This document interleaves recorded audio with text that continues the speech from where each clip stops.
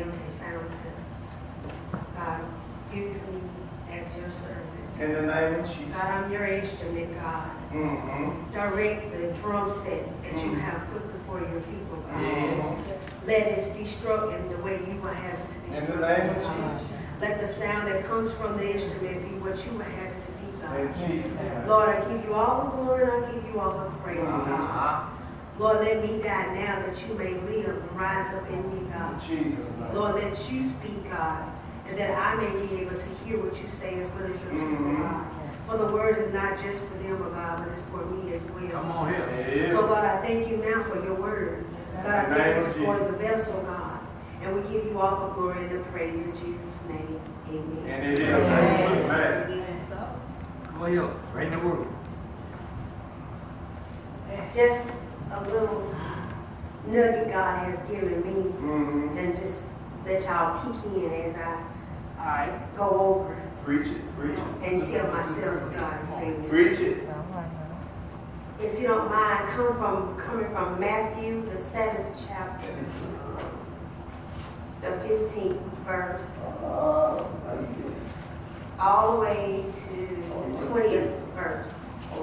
And I'm not going to insult your intelligence because I know you've read it several times, but I just want to point out 2 verses and then we'll just put the sandwich together as we go through. Yeah, come on. Come on. Yeah. Say amen if everybody has it. Amen. Talk to me. Matthew the 7th chapter, the 15th verse What says, is that? beware of false prophets, which come to you And in what? sheep's You better come on clothing, here. but inwardly they what? are Raven ravening and wolves. wolves. Wow. Here. 20th verse says, wherefore by their fruits You ye shall shall know. No demon. And if you just need something to put your purse on, put your head on, put your feet up on, I want you to look at your neighbor. You can look at a person across the room and just say, check your fruit. Check your fruit. Check your fruit. Check your fruit. Amen. Check your fruit. Yeah, do that. But I used to watch TV. It was a game TV show. You know anything about this? It's called the Supermarket Sweep. And in the supermarket sweep, the object of the game is to get the nugget or get what they're asking you to get. And you don't take the time to examine it. You just go get it. Grab it and bring it back so you can hopefully get the right prize. Amen. This game is never examined at what they're doing, but they're actually going to get something they think may be the right source or the right product. Yeah. They just grab and they go to see if they get the right prize. Yeah. Today's society, if you look at it, we are in the same type of game. Amen. We hear things on the radio, we hear things that people tell us, and we hear that that famous person is coming to town, that famous movie is coming out, or that luxurious restaurant is being built down the street. And the first thing we want to do is go and grab it. That's right. Go and get it and come back with the best results that we know how. Today, if we hear someone or somebody say something about a movie coming out, we grab our best friend, our best attire, we figure out the best time, try to get the best seat, and sometimes never evaluate the source or the product. Looking at the spiritual way, if we hear that our so-called famous person is coming to town to preach a word, we run to hear the word, never examining the product. Because somebody said they were good. Or somebody said they got a word. Somebody said they can lay hands real good. Somebody said that they know how to heal.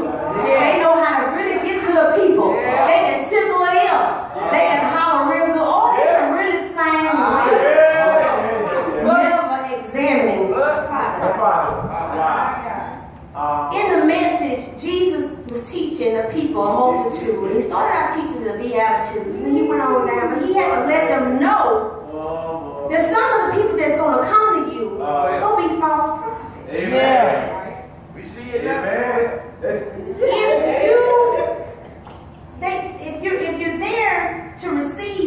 from the person. Be prepared to check out the product. Yes. Making sure that you receive what you came for. Wow. For it says in 2 Timothy What is that? 2 and 15, study to show thyself approved unto God, a workman that needeth not to be ashamed, rightly dividing the word of truth. There you go. Now, to make sure that you know the truth when you go to sit up under these people, What you gotta do? you got to study to know that they teach you right. Yeah, they can sing real well. Yeah, they know the big words to use. They tickle in your ear, but not saying the word. All right now. Make sure you know the truth. Amen. Now, going on through the scripture, Jesus uses the fruit tree and the fruit for an example. Now, just to give you a brief history of the fruit. This excited me, y'all, because I didn't know that much about how fruit. Talk to me. Now, fruit comes from vines or trees. Now, let's dissect these two plants. Okay. Trees and vines, they have some things similar. They both have roots. They supply food and water. They both have leaves. They take in sunlight to use water to promote growth and reproduction. But the difference is, in a tree it stands alone. Sometimes it don't need support in most cases. Leaves are supported by branches that reaches out to the sunlight for growth and reproduction. Vines can't stand alone, or they're considered shrubs. Now those shrubs are short. They don't have statue. So in order for them to reach the highest peak, it depends on other things for growth. Vine uses rocks, other plants, or other support for growth, rather than investing in their own energy in a lot of supportive tissues, enabling the plant to reach sunlight with minimum investment of energy. Y'all know what I found out? A vine is lazy. Because it's dependent on somebody else to get that fruit. That's another sermon down the road. I come on back to the vine and the fruit, and the trees and the fruit. They do have something similar though. They both produce fruit. They do. What kind, do you ask? Glad you asked. They produce bad fruit and good fruit. Certain fruit produced in certain seasons. Be careful of the fruit you ingest in your season. Sometimes you have two fruits that can be the same. I have an example. We have mangoes. You have two types of mangoes. You have a good mango and you have a bad mango. They come off a tree. Yeah. It's called the suicide tree. And this tree can cause arrhythmias. It can stop your heart from beating. In a vine, you have the honey vine. It can cause irritation, and it also can damage your eyesight. For what you're trying to see. It can also stop your heart. The life that you have within yourself.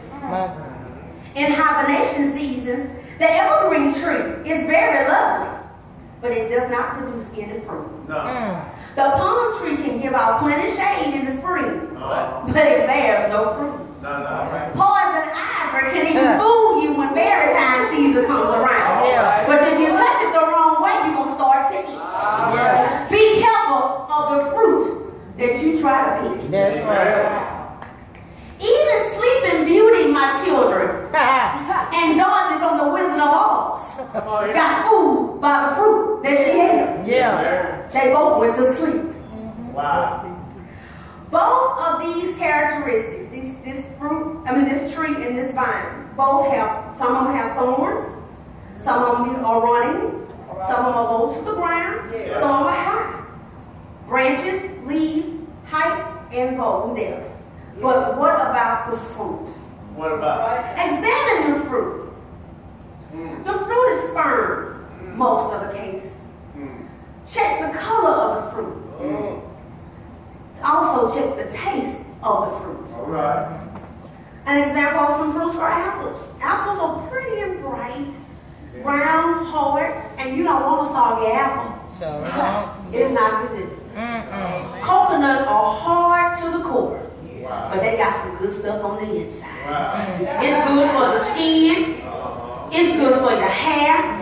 Coconut milk is actually good. And it also heals the body. But it's hard on the back. Grapes are very juicy. Yeah, they They have different colors. And if you let them sit up too long, they become raisins. Which are also good too. Yeah. Fruit have certain tastes. And I'm going to tell you a little secret. I know it's not good. But when I go pick out my fruit, I taste my fruit in the grocery store. I got to make sure they're right before I buy them. So I taste the fruit that I buy. My grandmother thumped the watermelon to make sure it's right. She makes sure she takes the tomato and the peach, make sure that it still have that firmness. Yet she does not squeeze it harder because you can ruin the fruit. Now, spiritually looking at it, Psalm 34 and 8, part A says, "Oh, taste and see that the Lord is good." So when you go in to produce your fruit, you have to make sure you're tasteful to the people. When people come to you, they looking at a fruit, a tree, and everything that you speak out of your mouth, but it's the fruit that they're going to taste. They're going to take upon. So if you're putting out bad fruit, do you feel that those people will come back to you and want more fruit? No, they're going to put you in the trash can. They're going to say, "I don't want no more of that. I need to go somewhere else to get another type of fruit." Now keep in mind, these fruits look good, y'all. Some of them on the outside. That's what they see on the world. They see the fruit that's out there in the world, and it looks good to them. And if they bite it, and it tastes good to them, they're going to continue to go to the world. But we have to be more advertising to the people out there in the world. So that when they taste our fruit, they'll see that, hey, this fruit is good. They got to taste and see that the Lord in you is good. And they'll continue to grab that fruit and continue to want more of that fruit. That's right. Now, God gave me these scriptures. And I said, God, I need to be able to put the fruit physically with the fruit spiritually. So God gave me the fruit of the Spirit. And one of the fruits was love, fruit of the Spirit. And God, I said, God, what fruit can I use as an example so the people, every time they see this fruit, they'll think about love? He said strawberries. Look at the shape of a strawberry. It's a heart shape. Valentine's Day, you can't be the people running to go get some strawberries. You get chocolate, coconut, and white stuff. Strawberries. John 3:16 said, "For God so loved the world that He gave His only begotten Son." Love. The fruit of the Spirit. I said, God, what about joy? God said pineapple. Hospitality. John 17 and 13 says, "And now come I to thee, and these things I speak in the world, that they may have my joy fulfilled in themselves." You got to have some hospitality about yourself in order to draw people to God. That's hospitality. When you invite people in, you got to have some hospitality about yourself, some kindness about yourself. I said, "Okay, God, I need a little joy. I'll take a pineapple, one or two." So I said, "Okay, God." He said, "Peace." Juneteenth, y'all. You ever thought about that? People got peace in Juneteenth. That good old watermelon. It brought freedom. I said, "Okay, God, turn it on in there." Isaiah 9:6 said, "For unto us a child is born, unto us a son is given, and the government shall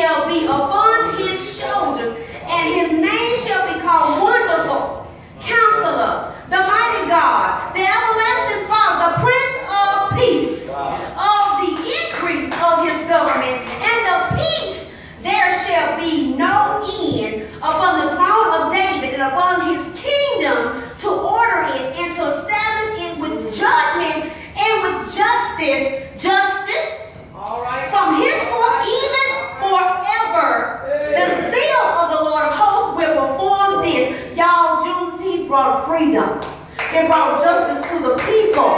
That good old watermelon did us some good things in Juneteenth. And you wonder why the people want to get the watermelons in June. Because they want their freedom. They want their peace that passes all understanding. They want the peace of God.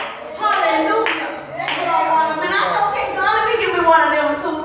Let me give me a couple of them also. Then he said, you know what, Trina?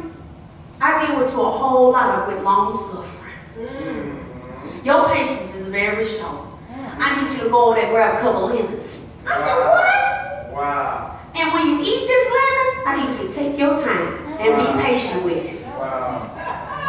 Proverbs 14:29 says, he that is slow to wrath is of great understanding, but he that is hasty of spirit exalts folly. That means you're a fool. Amen. Amen. When you eat your lemons next time or making some lemonade, you better sip on it slow and have you a little patience. Because that's what God requires us to have with people who are honoring and of the devil. We got to be patient with them, y'all. I said, okay, God, let me grab that big old bag of lemons because I need them all. Then God said, Trina, I know you have a whole lot of this because you cry all the time. You're so gentle. You have kindness in your heart. You like that grape. Wow. Proverbs 11:17 said, the merciful God man doeth good to his own soul, but he that is cruel troubles his own flesh. We are cruel to our own selves, y'all. We have to be kind to ourselves. It's good to be kind to others, but how many times do you look in the mirror and say, Lord, this ain't right? Wow. Lord, this don't look right. Oh, I'm so fat, Lord.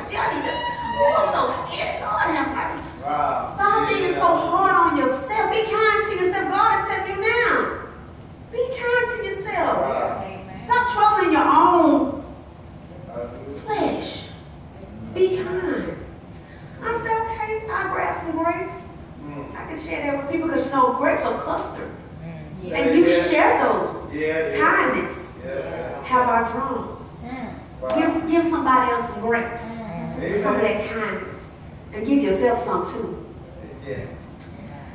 The next one he says to me, and I'm going to tell y'all a little joke and then I'm going to go on. Joseph, he told us a joke. He said, y'all, I must be a part of the Key family.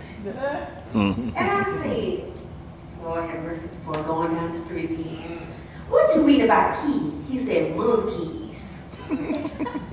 What monkeys like? Bananas. God said, I need you to be good. You need goodness in your life. Grab you a bunch of bananas, be a part of the Key family, become a monkey, eat you some bunch of bananas. Because I need the goodness to come out of you so you can be good to everybody else. Amen? Amen. Laugh, y'all. Amen. You're part of the monkey family. That verse is 1 Peter 4:10. It says, as every man has received the gift, even so minister the same one to another, as good stewards of the manifold grace of God. Be good. The next one is faith. And I said, God, what fruit can we deal with, dealing with faith? He said cherries.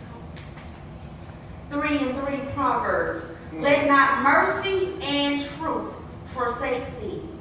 Bind them together about the neck. Write them upon the table of thine heart.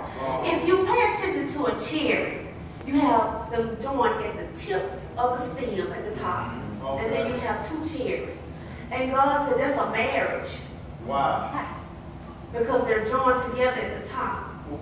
If you got God at the head, you will never be divided. You will still be connected. That's your faith with God. That's your mercy and your truth. That is what God that binds you together. And that is your cherries. I don't too much like cherries, but I told God I'll grab some. Because that faith gonna help me. Because faith without works is dead.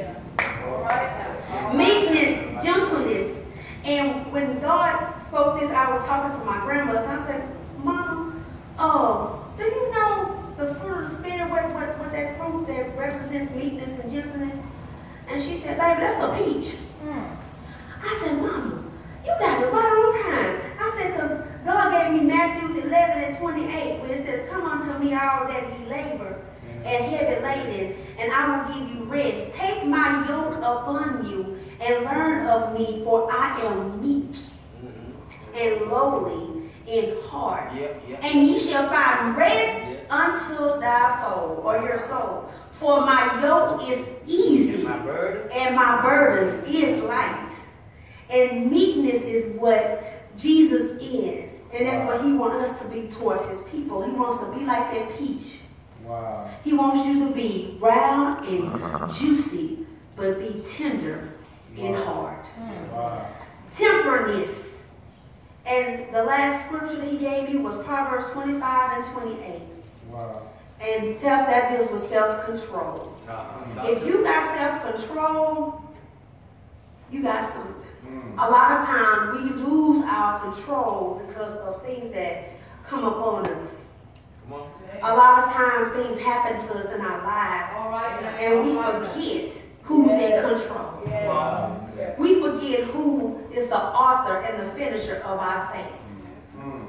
And they use the apple for everything. An apple a day keeps the doctor away. They use the apple when they talk about Adam and Eve. We really don't know what that fruit was. They talk about the apple in Sleeping Beauty, talking about apple in the wisdom. That apple was such a unique fruit in so many ways. But it's about self-control, because if Dorothy had looked at the apple and said, you know what, I want an apple.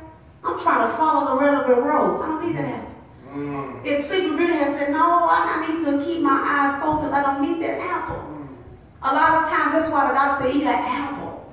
Because it keeps you away from the doctor. If you keep your self-control in line, it'll keep you out of danger. Amen. So, Proverbs 25 and 28 said, he that had no room over his own spirit is like a city that is broken down and without walls. Y'all, if you don't have no control, you just like a glass of water with no glass. Pour a glass of water without a glass being there. It's gonna go everywhere. That's no self-control. So you have to have self-control. So God gave me those fruits. And as I was going and thinking about it, I went into my sleep mode with my eyes open. I saw myself going through the grocery store. And I said, okay, I need to check my fruit. I need to examine the product. I need to make sure that I keep my eyes on the prize by making sure my fruit is right as I go through this world, as I go through this walk of life, as I stand before the people of God, as I stand before God's people stating what thus says the Lord.